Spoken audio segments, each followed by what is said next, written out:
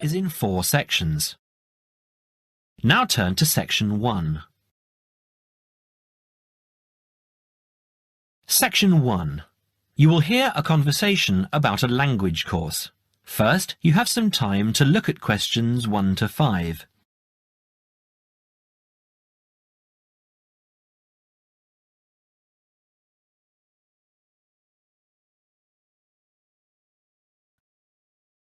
Good morning, Borgheimer language courses.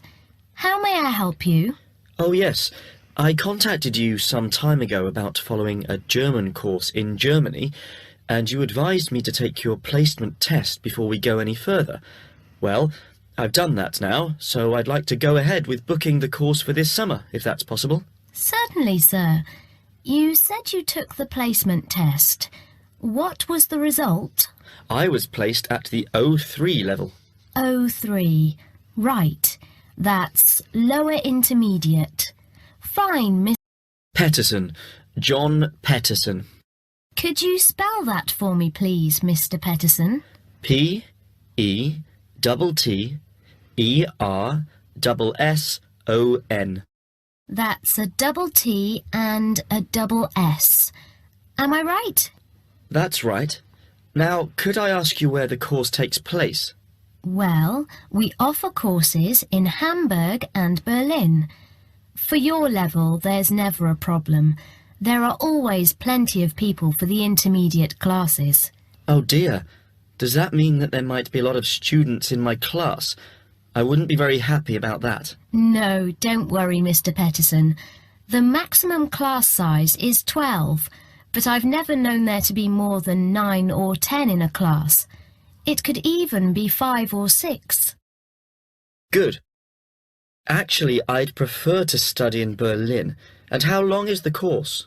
3 weeks, 5 hours a day. 2 hours only on Saturday. Sundays free. I see. And what about accommodation? There you have a choice, Mr. Petterson.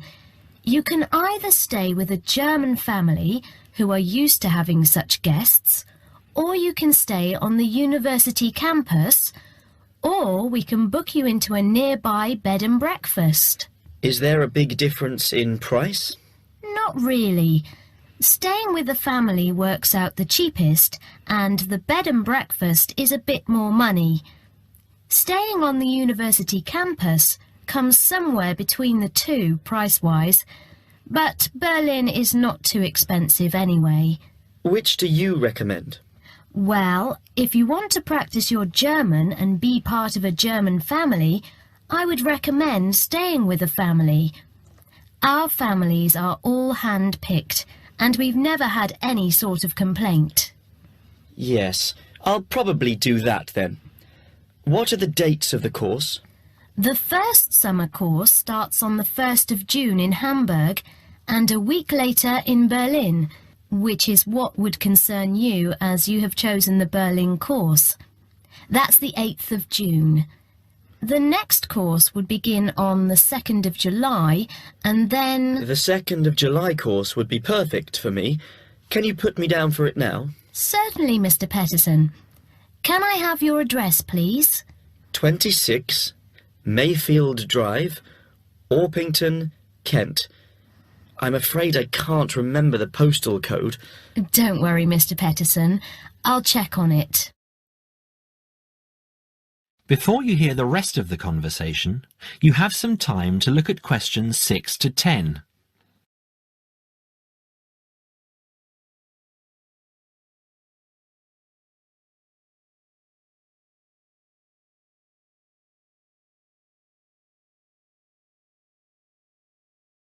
Now listen and answer questions 6 to 10.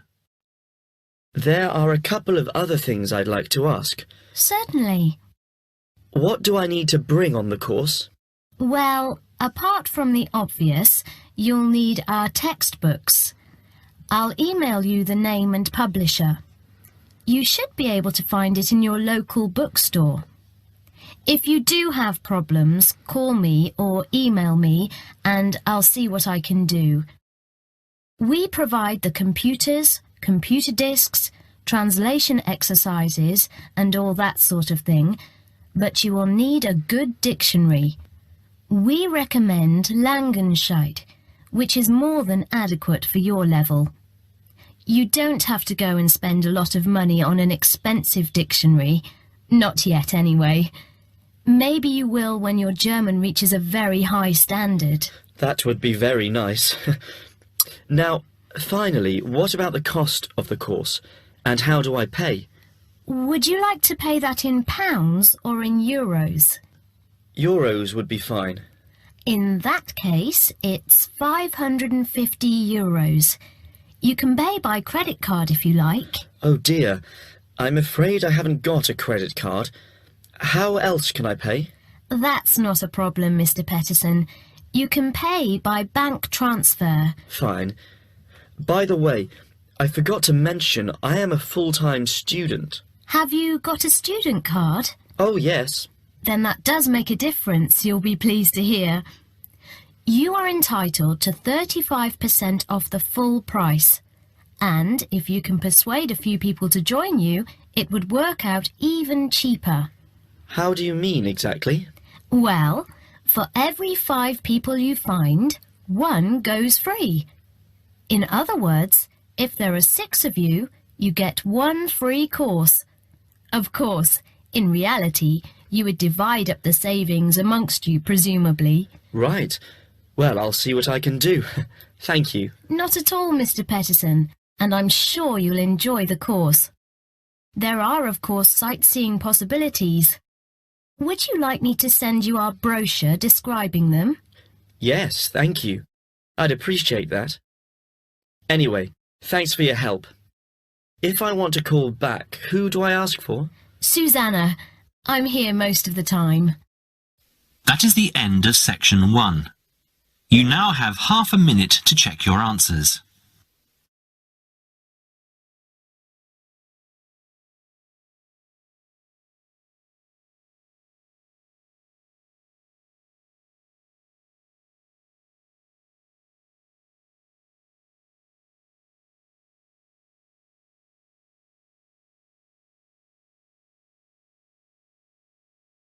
Now turn to section 2. Section 2.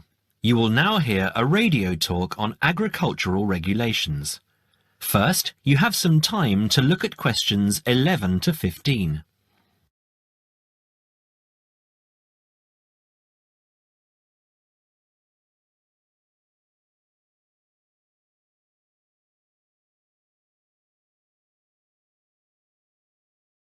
Now listen carefully and answer questions 11 to 15. Could there be clearer proof of the arrogance and indifference of those who are supposed to keep our food safe than the muzzling of John Verrill? Agriculture is a business, true, and businesses have to make money. But this shows how ministers and officials put the profits of the agriculture business before the well-being of the British people. Mr. Verrill, a pharmaceutical chemist, was appointed to represent consumers on one of the many committees that advise the government on food safety. When he tried to do his job, though, and wanted to warn ministers of a danger to children's health, he was refused permission to do so. The danger comes from hormones given to cattle in the USA and some other countries to make them grow faster. They speed up the animal's development to maturity, thus making meat production more profitable. There have, however, long been fears that the hormones have horrendous effects on the people who eat them, causing diseases as serious as cancer. Once these hormones were used on British cattle too, but over 20 years ago they were banned in Europe for being too dangerous. Indeed, so concerned is the European Union that it banned imports of hormone-fed beef years ago, much to the fury of the US government, which wants to sell it all over the world. Several years ago, the USA and Canada asked the World Trade Organization to declare the ban illegal and to punish Europe for failing to lift it. The WTO, with its long record of refusing to let environmental or safety concerns interfere with trade, agreed, imposing fines of more than $120 million a year on the EU for its refusal to back down. The British government now backs the Americans, claiming that there is no proof that hormone-fed beef does any harm. This is where Mr. Verrill comes in. He is very angry with the government, especially as their claim comes out just after a Danish study shows that growth hormones are 200 times more dangerous than was previously thought. Worried by these findings, Mr. Verrill spoke to government representatives, who did nothing. Before you hear the rest of the talk, you have some time to look at questions 16 to 20.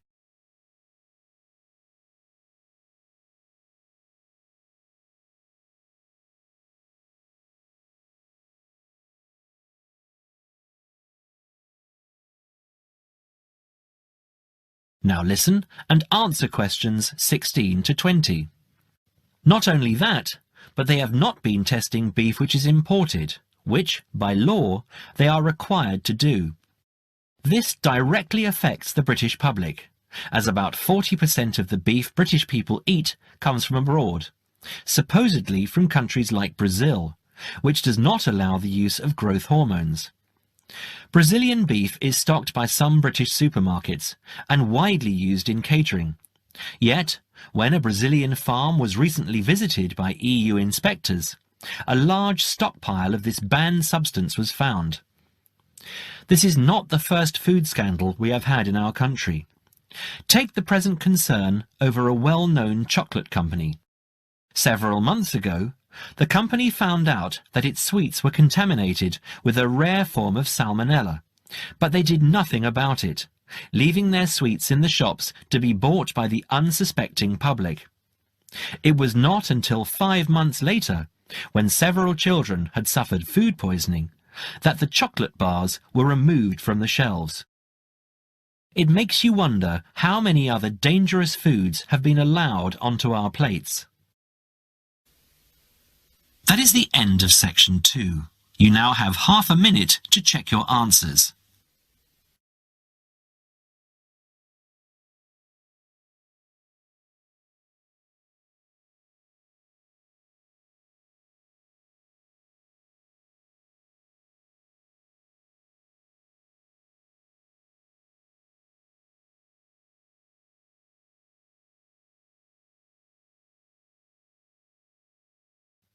Now turn to section 3.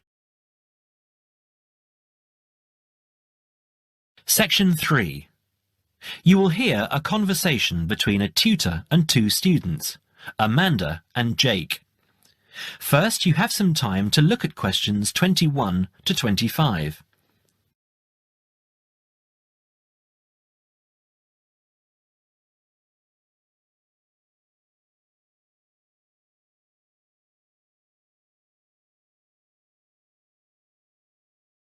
Now listen carefully and answer questions 21 to 25. So, Jake and Amanda, how did the project go? Very well, I think, Dr. Hinton. I certainly learned a lot and enjoyed myself at the same time. Me too. So, remind me, what was your project about? Basically, what makes successful people? Let's call them top achievers successful. Yes. How are they different from us? What do they do that other less successful people don't do? Interesting. And did you come to any conclusions? Quite a few, actually. Good. Share some with me then.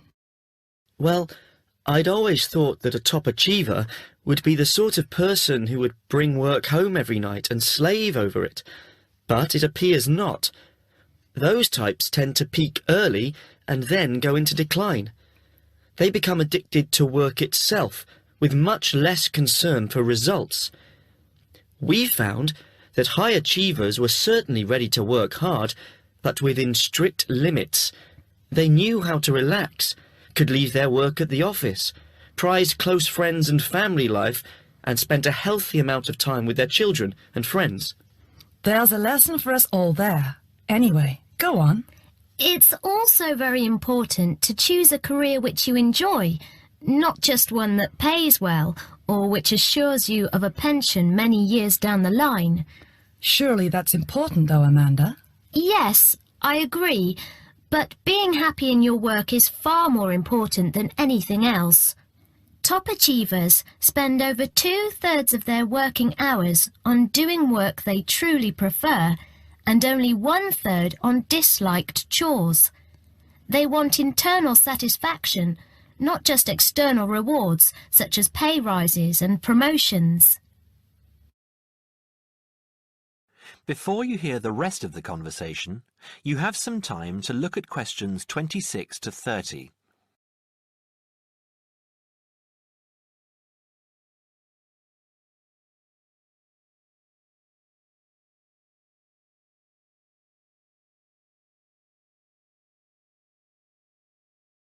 Now, listen and answer questions 26 to 30. Actually, in the end, they often have both, because they enjoy what they are doing, so their work is better and their rewards higher. Yes, Jake, that certainly makes sense. Now, can I ask you something? Do high achievers, as you call them, take many risks? Yes and no. I interviewed one business executive who told me he was able to take risks because he carefully considered how he could salvage the situation if it all went wrong. He imagined the worst that could happen, and if he could live with that, he went ahead. If not, he didn't take the chance. Other people prefer to stay in what I heard described as the comfort zone setting for security, even if it means settling for mediocrity and boredom too. Would you call top achievers perfectionists? Contrary to what I expected, no, I wouldn't. We came to the conclusion that a lot of ambitious and hard-working people are so obsessed with perfection that they actually turn out very little work. I happen to know a university teacher, a friend of my mother's, who has spent over 10 years preparing a study about a playwright. She is so worried that she has missed something, she still hasn't sent the manuscript to a publisher. Meanwhile, the playwright, who was at the height of his fame when the project began, has faded from public view. The woman's study, even if finally published, will interest few people. So, what has this got to do with top achievers? Well, top achievers are almost always free of the compulsion to be perfect. They don't think of their mistakes as failures. Instead, they learn from them, so they can do better next time. Well, would you call them competitive? High performers focus more on bettering their own previous efforts than on beating competitors. In fact, we, came to the conclusion that worrying too much about competitors' abilities and possible superiority can be self-defeating. Yes, and we found that top achievers tend to be team players rather than loners. They recognise that groups can solve certain complicated problems better than individuals and are eager to let other people do part of the work. Yes, loners, who are often over-concerned about rivals, can't delegate important work or decision-making. Their performance is limited because they must do everything themselves. Well, it looks as if you two have done a thorough job and learned something into the bargain too. Now, there are just a couple of points I'd like to clarify with you. That is the end of section 3. You now have half a minute to check your answers.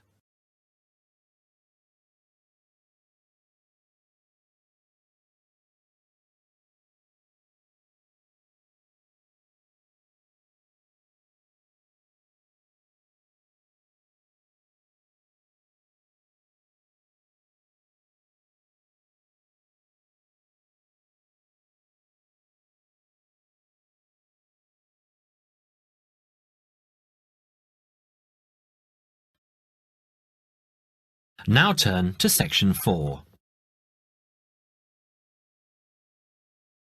Section 4. You will hear a talk on seasonal affective disorder. First, you have some time to look at questions 31 to 40.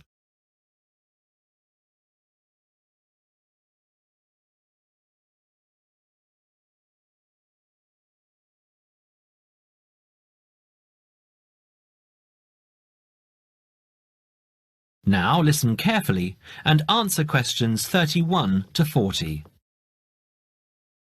In the past few years, a new condition has been identified and given a name, SAD, short for Seasonal Affective Disorder. This is now recognized as a distinct kind of clinical depression, where people become depressed at the onset of winter, accompanied by a craving for sweet things, causing weight gain. Each spring and summer would then bring on almost maniacal highs and feelings of boundless energy and happiness. Experiments to combat this depression showed that increased exposure to bright light in humans could suppress their production of a darkness-related hormone called melatonin. The light needed to induce this change was about 2,000 lux, or about 4 times brighter than ordinary household lighting. It was then calculated that if bright light could suppress melatonin secretion, then it might have other effects on the brain, including the reversal of symptoms of depression. While melatonin's precise role in SAD has not been pinned down, the theory led to effective treatment. Not surprisingly, SAD affects more people where winter nights are longer and days shorter. In the UK, an estimated 500,000 adults develop full-blown SAD in winter, and twice this number suffer the milder condition called subsyndromal SAD. About 80% of sufferers improve when given light therapy, and improvement usually comes within 2 to 4 days. Scientists are still unsure why winter depression happens, but more than a decade of research has turned up some surprising findings. Nearly 80% of SAD victims are women. Researchers are uncertain why this is so. SAD can affect people at any age, but typically it begins around the age of 20 and becomes less common between 40 and 50. SAD is comparatively rare in children and adolescents, but so far researchers have been unable to come up with a logical reason for this. As many as half of SAD sufferers have at least one family member with depressive illness, suggesting that the depression has a genetic component. Some patients experience shifts in their body clocks when they're depressed in winter. They are morning people at one time of the year and become evening people at another. What is the underlying difference between SAD sufferers and others? A clue can be found in carbohydrate craving, a common symptom. People often become obsessed with chocolate, for example. Carbohydrates alter brain chemistry by increasing the level of a soothing chemical called serotonin, a neurotransmitter that carries signals between brain cells. SAD sufferers crave carbohydrates because they may need serotonin to lift their mood. This craving can be intense, in fact, an addiction. It may be that the serotonin system of the brain has problems regulating itself during the winter. Some SAD sufferers respond well to the drug Prozac, thought to influence the brain's serotonin-using system. Other brain chemicals and hormones probably play a role in winter depression. Another neurotransmitter, dopamine, for example, may be inadequate in certain cases. Researchers hope to uncover clues to SAD's secret by probing similarities between SAD and hibernation. Though no valid link between the two has been established, some SAD patients say they feel like hibernating animals. SAD sufferers tend to put on fat in autumn and early winter, roughly the time when such hibernators as bears and squirrels do. That is the end of section 4. You now have half a minute to check your answers.